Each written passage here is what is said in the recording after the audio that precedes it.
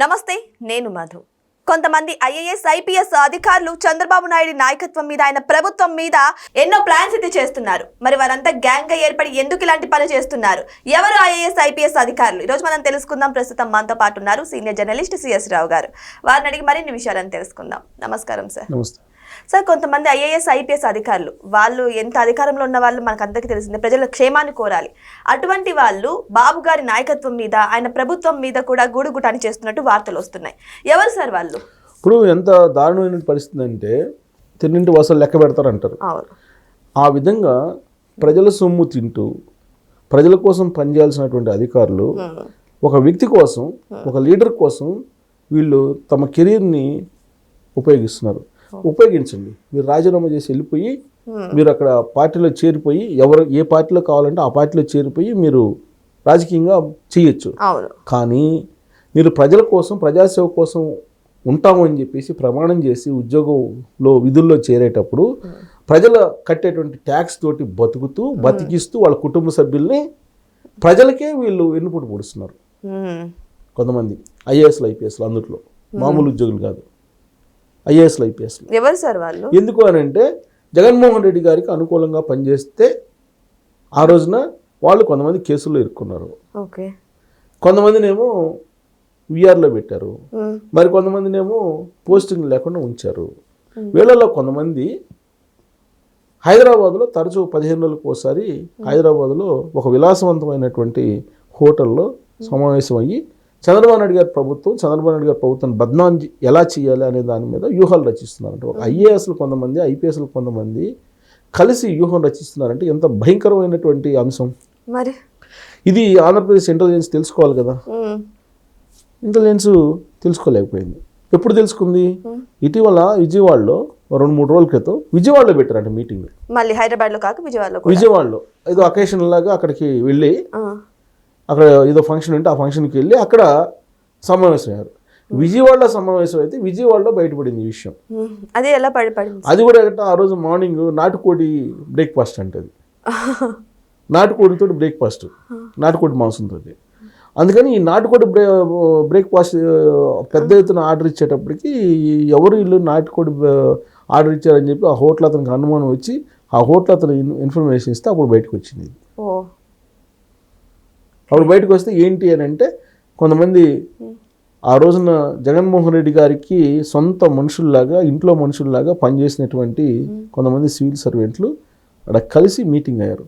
సరే, అప్పుడు దాని మీద ఎంక్వైరీ చేస్తే ఇది ఫస్ట్ మీటింగ్ అని అంటే కాదు, హైదరాబాద్లో 15 రోజులకి వీళ్ళు ఒక విలాసవంతమైన హోటల్లో సమావేశం అవుతారు కాబట్టి ఇది కొత్త మీటింగ్ కాదు, విజయవాడలో ఫస్ట్ మీటింగు.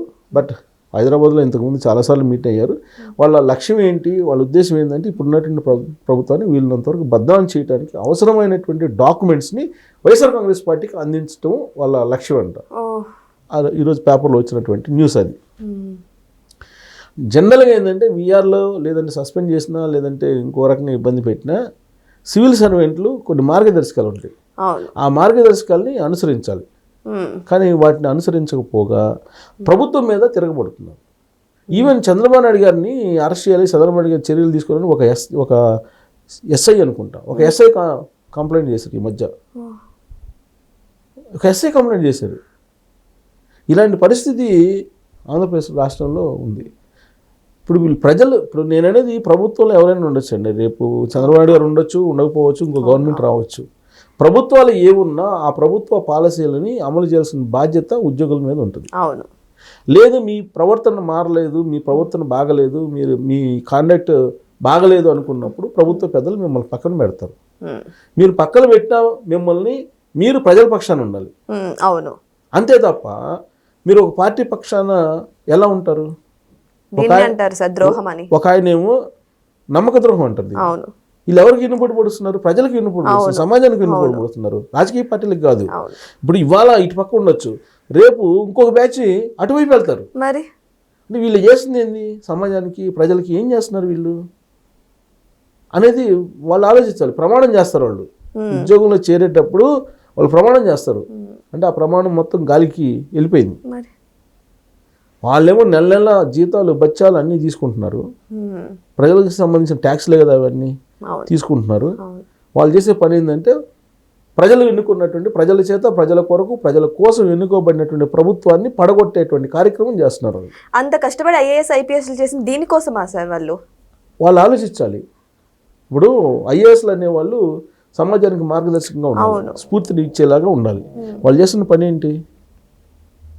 ఓకే, మీ ప్రభుత్వం ఇప్పుడున్న ప్రభుత్వం మీకు నచ్చలేదు, లేదా ప్రభుత్వానికి మీరు నచ్చలేదు, మిమ్మల్ని దూరంగా పెట్టారు. మీకు కారు ఉంది, బంగ్లా ఉంది, బంట్రోతున్నాడు, అందరు ఉన్నారు కదా, ఫెసిలిటీస్ అయితే ఉన్నాయి కదా, సౌకర్యాలు ఉన్నాయి కదా. మరి అది అంతా ప్రజలు ఇచ్చిందే కదా. ప్రజల కోసం ఏం చేయాలో ఆలోచించండి. అంతే తప్ప మీరు ఈ ప్రభుత్వాన్ని పడగొట్టే కార్యక్రమం లేదండి, ప్రభుత్వాన్ని ఇబ్బంది పెట్టే కార్యక్రమం చేస్తున్నారంటే ప్రభుత్వం చేసిన కార్యక్రమాలని మీరు ప్రజలకి ఎంతో కొంత సానుకూలంగా ఉండేలాగా సహాయపడాలి. కానీ మీరు వ్యతిరేకంగా చేస్తే అది ద్రోహం చేసినట్టే కదా. మరి ఇప్పుడు అదే చేస్తున్నారు. అది బయటపడింది. నాటుకోడి బ్రేక్ఫాస్ట్ తోటి బయటపడింది. ఆడ పోయి నాటుకోడి బ్రేక్ఫాస్ట్. వీళ్ళల్లో ఒక ఆయనేమో కాపులకి దళితులకి రాజ్యాధికారం కావాలి, ఈ రెండు కాంబినేషన్లో కొత్త పార్టీ రావాలని స్టేట్మెంట్ ఇచ్చాయని ఒక ఆయన. ఇంకొక ఆయనేమో దాదాపు 3 లక్షల ఎకరాలు కొట్టేద్దాం, 3 లక్షల ఎకరాలు రాయించేసుకుందాం అని చెప్పి ప్రయత్నం చేసినటువంటి పెద్ద ఆయన ఆధ్వర్యంలోనే ఇవన్నీ నడుస్తున్నాయని చెప్పేసి ఇప్పుడు ఆయన ఆధ్వర్యంలోనే ఈ మీటింగ్లు నడుస్తున్నాయని. వాళ్ళ పేర్లు మనం చెప్పడం భావ్యం లేదు. వాళ్ళకంటే లేదు, మనకు ఉండాలిగా. మనం జర్నలిస్ట్గా మనం కొన్ని నామ్స్ పాటించాలిగా. సో వాళ్ళు మీటింగ్ అయ్యారు. సో వాళ్ళు అంతకుముందు ప్రభుత్వంలో కీలకంగా వ్యవహరించినటువంటి వాళ్ళు మరి వాళ్ళే ఈ విధంగా వ్యవహరిస్తుంటే మరి ఎక్కడికి వెళ్తున్నారు? ప్రజలు నిలదీయాలి, అని ప్రజలు గమనించాలి. నిలదీయడం తర్వాత సంగతి, ప్రజలు గమనించాలి. గమనించి ఎప్పుడు కర్రు కాల్చి వాత పెట్టాలో ఎవరికి అలా పెట్టాలి. పెట్టకపోతే కనుక ఈ దుర్మార్గం కొనసాగుతుంది. ఇప్పుడు నేననేది ఇవాళ వీళ్ళు చేస్తున్నారని కాదు, రేపు మళ్ళీ ఇంకొక బ్యాచ్ తయారవుతుంది. నేననేది ఉద్యోగులు అనేవాళ్ళు ప్రభుత్వానికి అంకిత బాంధుడు, ప్రభుత్వానికి విధేయులై ఉండాలండి. మీకు ఇష్టం ఉన్నా లేకపోయినా, లేదు మీకు ఇష్టం లేదు, మాకేం స్వతంత్రం ఉందా, మా స్వతంత్ర ఆలోచనలు ఉండవా అని చెప్పి అనుకున్నారనుకోండి, మీరు రాజీనామా చేసి వెళ్ళిపోవచ్చు. రాజీనామా చేసి వెళ్ళిపోయి మీరు పార్టీలకు పనిచేసుకోవచ్చు, వ్యక్తులకు పనిచేసుకోవచ్చు, ఏదైనా చేసుకోవచ్చు, ఇబ్బంది ఏం లేదు. కానీ మీరు ప్రజల పక్షాన ఉండాల్సినటువంటి వాళ్ళు ప్రజల జీతాలు బచ్చాలు తీసుకుంటూ ప్రజలు ఇచ్చేటువంటి సొమ్ముతో బతుకుతూ మీరు ఈ విధంగా చేయటం అనేది కరెక్ట్ కాదు కదా.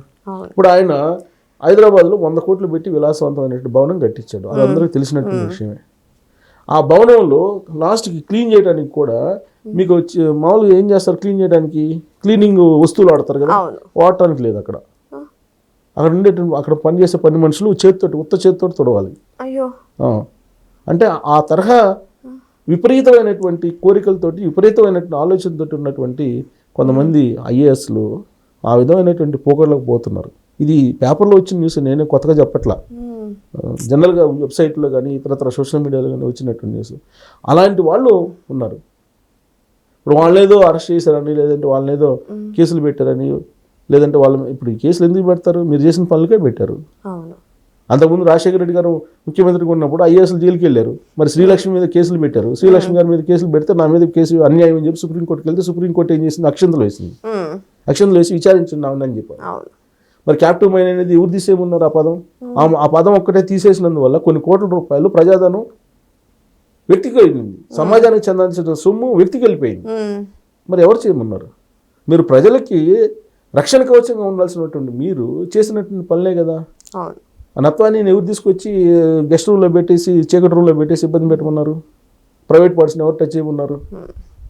ఇవన్నీ ఉన్నాయి కాబట్టి దొరికిపోతున్నారు. అలా అని చెప్పేసి మీరందరూ ఒకటైపోయి ప్రభుత్వాన్ని పడగొట్టో లేదంటే బదనాం చేయటమో చేయాలనుకుంటే ఇది దేనికి సంకేతం? పైగా సీక్రెట్గా బెంగళూరు తోటి టచ్లో ఉంటాం, హాట్ లైన్లో. అవసరమైతే బెంగళూరుకి వెళ్ళి వీకెండ్స్లో ఆడ కలవడం, బిగ్ బాస్ని కలవడం, ఇవన్నీ పేపర్లో వస్తున్నాయి. బట్ సివిల్ సర్వెంట్లకి ఇది కరెక్ట్ కాదు. రాజీనామా చేసి మీరు హుందాగా మీరు ప్రజల్లోకి వెళ్ళండి. మిమ్మల్ని గుర్తిస్తారు ప్రజలు. గుర్తించకపోతే ఇప్పుడు ఆల్రెడీ కొంతమందిని గుర్తించాల, వాళ్ళు ఏం చేస్తున్నారో తెలుసు. మీకు ఆ ధైర్యం ఉంటే గుర్తిస్తారని మీరు రాజీనామా చేసి వెళ్ళిపోవచ్చు. అలా కాకుండా చీకట్లో వెన్నుపోటు పొడిచేటువంటి కార్యక్రమం చేస్తే ప్రకృతి శ్రమించదు ఫస్ట్. సో ఏదేమైనా సరే ఒక ఐఏఎస్ ఐపీఎస్ అధికారి అంటే రాజకీయాలకు విరుద్ధంగా ప్రజలకు మద్దతుతో బతకాలి. కానీ ఇక్కడ చూస్తే ప్రభుత్వానికి వ్యతిరేకంగా గూడుగుటాని అయితే జరుగుతుంది. మరి వాళ్ళు ఎవరు, వాళ్ళ పేర్లేంటి, వాళ్ళు ఎటువంటి ప్లాన్స్ చేశారు అనేది ఇంకా రానున్న రోజుల్లోనే బయటపడుతుంది. వెయిట్ చేసి చూద్దాం దానికోసం. So thank you so much. Thank you sir.